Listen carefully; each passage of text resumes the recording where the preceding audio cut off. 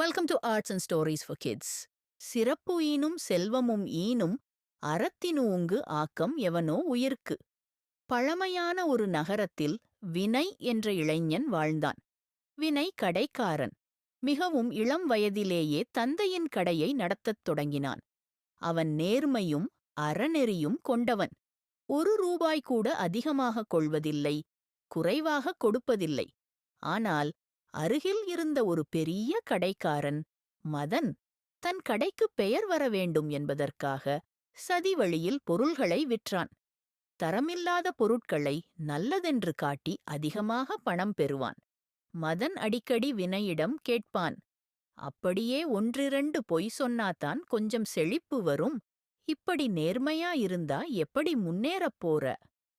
வினய் அமைதியாக சிரித்து, சிறப்பையும் செழிப்பையும் தரக்கூடிய அறவழி ஒன்றைத் தவிர ஆக்கமளிக்கக்கூடிய வழி வேறென்ன இருக்கிறது என முறையாக பதிலளிப்பான்.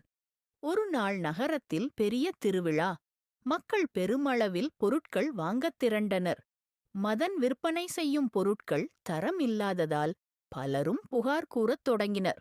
அவர்கள் மீண்டும் அந்த கடைக்கே செல்லாமல் தவிர்த்தனர். ஆனால் வினயின் கடை, அவன் பொருட்கள் உண்மையான தரத்துடன் இருந்ததால் மக்கள் கண்களால் பார்த்து நம்பினர். அவனின் சிறிய கடைக்கூட்டத்தால் நிரம்பி வழிந்தது. வினய் ஒரே நாளில் அவன் 1 மாத வருமானத்தைப் பெற்றான். ஆனால் அதன் மீது அவனுக்கு பெருமை இல்லை.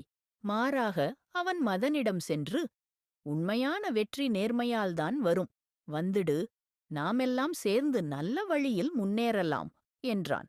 மதன் வெட்கத்துடன் தலைகுனிந்தான். அவனும் இதுவரை நடந்ததை உணர்ந்து வினயிடம் உதவி கேட்டான். அந்த நாள் முதல் இருவரும் அறவழியில் நடந்தார்கள்.